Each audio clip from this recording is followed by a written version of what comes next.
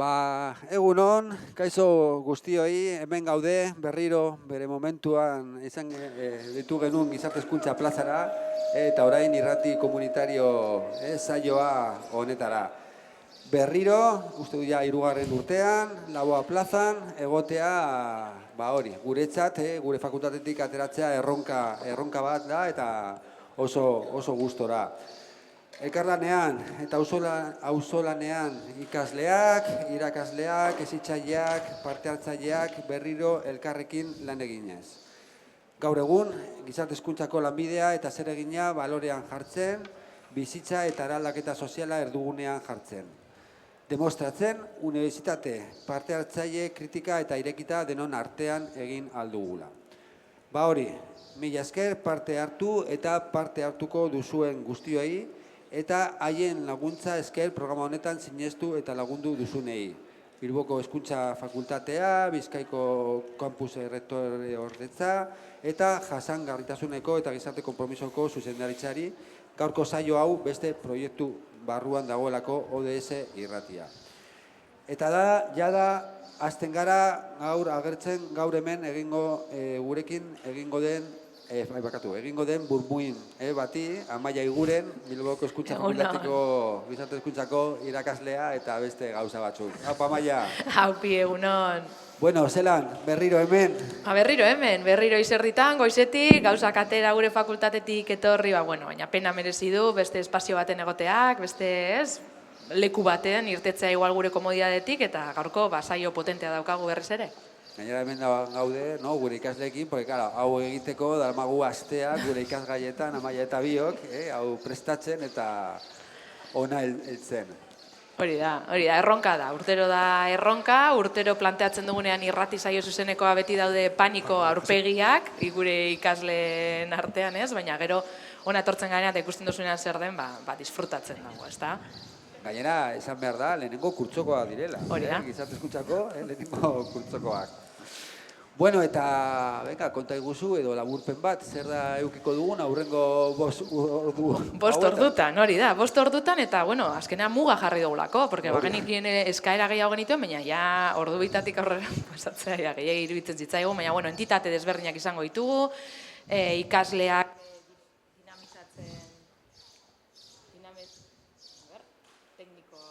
teknikoak, beti zeo zer, beti holako. Ikasleak dinamizatzen dituzten tarteak izango ditugu, baita ere irakasleak eta baita ere entitateak. Orduan, entitate desberdinak izango ditugu, gurekin daukagu elkargoa beti hasieratik apoiatzen eduki dugun entitatea delako eta hortik sortze delako, eta elkarlanetik, gero Asier Felix etorriko da, bebai. Eukiko dugu sindrome daun aula, daukaguna bebai gure fakultatean, eta etorriko dira beste saiotxo bat egitera, eta gero beste hainbat entitate, Mugari Gabe, FEKOR, eukiko dugu bebai, Fundación Itaka, etorriko da bebai. Orduan, nahiko goiz interesgarria. Bai, eta luzea. Beti bezala. Ordu biak arte, hemen egongo gara. Bale, ja ohitura bat da, baina, hau familiako lehenengo saio hau aurpegiak aldatzen dira, urtero, baina hemen dago, guretzat oso importantea den, egotea adibidez, Estitxu Garai, Bizkaiko Campuseko errektorea erdea, kaixo Estitxu. Kaixo, egunon guztioi. Gero ere, dago Unai Ortega, Bilboko Hezkuntzako Fakultateko dekanoa funtzioetan. Unai, mi esker. Egunon donori. Eta aurten está con nosotros Víctor Fernández de la Junta del Colegio Profesional de Educadores, que no es la primera vez en nuestras movidas, pero sí que en esta mesa de la BOA. Egunon donori. Hasiko gara Maiarekin, hasiko gara Estitxu, mila esker zure agendan lortzea hemen egotea gurekin, eta bera da Bizkaiko Campuseko errektorea dela berria, gurekin dagoela, eta plazer eta luzu bat guretzat gaur gurekin egotea. Batez ere, mila esker, zuen laguntza sentido guztietan, baina, gaurko galdera da hori, nahi dugu zurekin, galdetzea, zergaitik edo ze pentsatzen duzu importantea dela ekintza hauek, aurrera eramatea kampusean, Laboa plazan eta beste leku batzuetan, no? Nola planteatu, ba hori, unibertsitate parte hartzaile bat eta biziago bat. Nola ikusten duzuzuk? Bueno, lehenengo eta behin eskerrak eman nahi dizkizuet gonbidatzeagatik. Zuek esan duzue plazarra dela ni hemen eukitza eta uste dut alderantziz dela. Plazarra nirea da, goizan goizetik iritsi naizenean eta ikusi dudanean nola hartu duzuen plaza, ze hori da egin duzuena, Mikel Laboa plaza hartu, eta geletan egiten dena kalera atera, baina ez bakarrik egiten dena, egin beharko genukeena etengabe. Eta zer da egin beharko genukeena? Egin beharko genukeena da, unibertsitatea ez delako toki bat bakarrik klaseetan egoteko eta klaseko edukia jasotzeko, baizik eta unibertsitatea izan behar da toki bat persona moduan ere hazteko. Eta persona moduan hazteko aukerak egon behar dira gauzak antolatzeko, gauzak egiteko, eta horrek ekarriko du nola ez, guztiok sentitzea sortzen dugun komunitate honen parte. Ze unibertsitatea azkenean hori da, komunitate bat gara. Eta komunitate hori sortzeko behar dena da hori sinistea eta ere parte hartze hori bultzatzeko aukerak ematea horrelako gauzak egiteko. Orduan, zentzu horretan, uste dut eredu txiki bat dela hau, gu berriak gara errektoretzan, eta gure asmoa da plaza hau etengabe egotea horrelako ekimenez beteta, eta horretarako ahalegin guztia jarriko dugu hortaz, eskerrik asko eredu izateagatik. Gainera, badago, ekintza potente bat, hemendik gutxira hemen plaza honetan egingo dela, konta iguzu pizka bat? Bai, gainera justo antolatzailetako batean hor ikusten dut, txiripaz hemendik pasada, urrengo ostiralean EUP jaia eukiko dugu hemen kampusean, aspaldi jaiak egiten ziren, eta egia da, sasoi horretako jaiek beste izaera bat zeukatela, hau jai bat izango da, jai eguna izango da, baina ere izango da egun bat, nolabait aukera hori emateko ikaslei ere eurek antolatutako zerbait martxan jartzeko. Eta egia esan oso egun potentea izango da, danetik egongo delako. Hemen gune honetan DJak egongo dira, baita bersolariak ere, eszenatokia handi bat egongo da hango zelaian, biofizikako zelaian, 9 txosna egongo dira guztira, han 6 eta hemen 3, eta fakultate bakoitzak eukiko du bere txosna, eta guretzat hain zuzen ere hori da importanteena. Iaia 500 ikasle egongo direla bolondrez moduan, txandak egiten, parte hartzen, eta fakultate bakoitzak aukera eukiko du, eta esan nahi dizuet, oraindik ez baduzue izena eman, aukera daukazuela oraindik parte hartzeko honetan, fakultate bakoitzak egingo duena izango da bere txosna apaindu.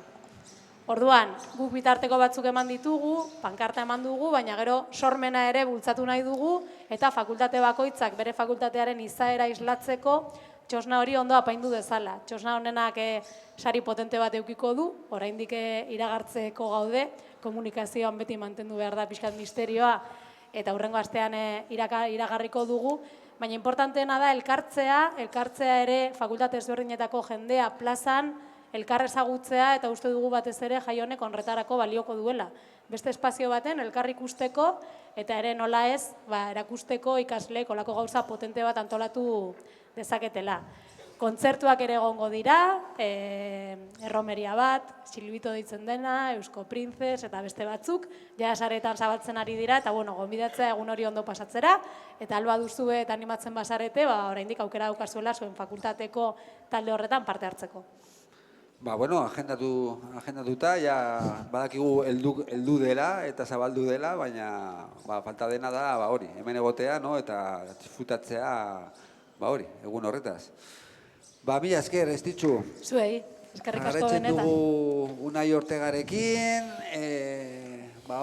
zelan zaude, zure kasuan hau da berria, hasieratik egon zara, proiektu honetan, baina, orain galdera da, dekanotxa ikuspegian, zegatik pensatzen duzu, importantea dela eta jarraitzen duela importantea izaten, bultzatzen hau, irrati komunitarioaren, eta, urte hauetan egin duguna, nola edo nondik. Ez da gitxi, egia esan, eta maia, eta alde horretatik ere, eskerrak, fakultateen izenean eskerrak emon behar dizkizuegu, batez ere proiektuan harima eta sustatzaile izan zareten hori, urte hauetan jarraitasuna emoteagatik eta dinamizatzeagatik, horren komunitate zabala, anitza eta edatzeagatik ere, gure fakultatetik kanpo, bakarrik espazio hauetan, baita ere harremanak ezarriz fakultatearen baitan noski, fakultate komunitate eraikuntza horretan, eta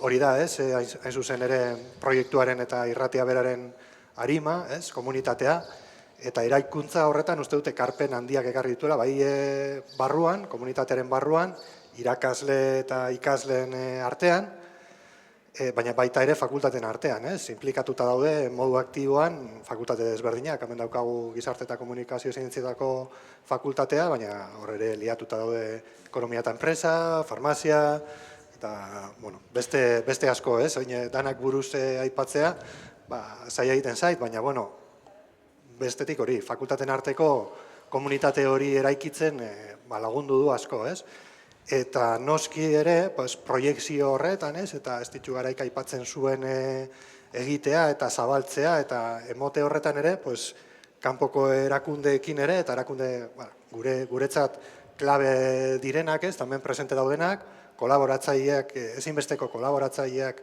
direnak gure proiektu akademikoa gauzatzeko, horiekin ere hartu emanak eta komunitate hori eraiki eta sendotu egin du. Orduan, beraz, proiektu hau uste dut bete-betean islatzen duela gure fakultatearen identitatea, eraiki nahi dugun identitatea bebai, elkar menpekotasun hori eta zaintza hori nonbait erdigunean jarriz, eta, ez da gitxi, izan ere, zailtasun asko, bidetik, lan asko, eta horregatik berriro, eskerrak emon nahi dizkizuet, beti akuioaz eta irribarrez parte hartzeko animatzen, animatze horregatik, eta, ailegatu da, txoko finko bat izatera gure fakultatean, ez da? Ditu nahi nuke, kuriosoa da, hasi ginen, ona etortzen, eta kuriosoa da, azkenean, sortu dela beste behar, Pasatu gara maleta batetik. Maleta ibiltari batetik. Eta hori, maileguan, etxetik lapurtutako maleta handi batetik, txoko finko bat izatera dedikatua, tailer moduan, irrati saioak, podcastak grabatzeko, eta, hartu eman hauek, eta, ikoskuntza proiektuan parte bezala, txertatzeko, Orduan, ez da gitxi, vamos. Gainera eskertzen da, hori dagoela, leku potente bat, guztiok ikusiko dutela, irratia eta aukera bezala, ez dago izkututa hor. Ideia parte bazan ere hori, beti irratia beraren zentzua izan da, aipatu duzuen moduan, zabaltzea, irekia izatea, joletan antolatzea oso ondo egonda, oso ondo dago, baina, txoko dedikatu bat izatea, ere bestelako erabateko, saioak eta grabatzeko, eskertzen da, baina, esan dozuna, txoko hori dago erdigunean, praktikamente ikusgai, eta, presente. Oso, jarraitzen dugu. Eta, acabamos con Víctor Fernández, también otro compañero de viaje de la radio y de otras iniciativas, educador social, miembro de la Junta Directiva del Colegio Profesional de Educadores y Educadoras de Euskadi. Y eso, Víctor, que es un placer de nuevo juntos abrir este programa y poner en valor ese trabajo en común en Ausolán, desde el mundo académico y profesional, y en concreto también desde el trabajo del colegio. Por eso, la pregunta es, lo hacemos todos los años, ¿por qué creéis que es importante seguir trabajando en esta línea? ¿Qué puede y aporta a la profesión y a la transformación social? Es un trabajo conjunto entre educadores, alumnado, profesorado. Barkai dazue, baina ni botako dute erderaz, bale? Gero zalantzaren bat izaten baduzue, gero txokito bat egingo dugu eta azaldugu. Yo vengo del Colegio de Educación Social de Euskadi. No sé ni si sabéis lo que es un colegio y en qué consiste este ente. Os invito a que trasteéis en la página web del Colegio de Educación Social del País Vasco y que veáis el trabajo que se hace en la sombra, cosas que aparecen que igual no sois ni conscientes de que se están moviendo. Recientemente hemos tenido esta historieta malograda, de Belén y tal, y todos los movimientos que se han generado a nivel de la administración lo que es vuestro futuro cuando vayáis a salir al mundo laboral, tengáis vayáis a trabajar y tengáis protocolos de protección y demás, de alguna manera es el ente que vela por garantizar la calidad de vuestro trabajo a nivel profesional y a nivel deontológico, ¿no? De la capacidad de lo que estáis haciendo y desde dónde lo estáis haciendo. Sobre todo con el principio de la no maleficencia, de no, por lo menos no perjudicar más de lo mal que nos podamos encontrar ciertas situaciones de crisis. ¿Por qué me parece importante, nos parece importante desde el colegio participar de estos espacios de encuentro?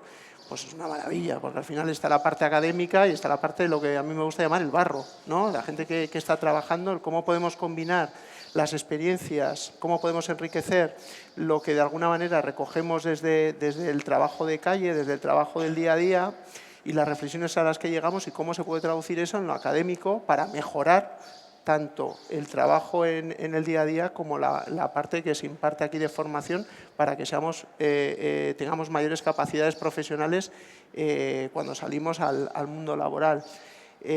Agradecer que un año más nos invitéis a este encuentro, a este espacio de intercambio y de enriquecimiento mutuo. Y nada, tenemos las puertas abiertas a que participéis de cualquiera de las comisiones del colegio y que os podéis sentir representadas y representados por este. Y nada, os invitamos a eso, a que llaméis, a que curioseéis, a que consultéis las dudas que tengáis, sea a través de la universidad o directamente llamando por teléfono o a través de redes. Sí, además,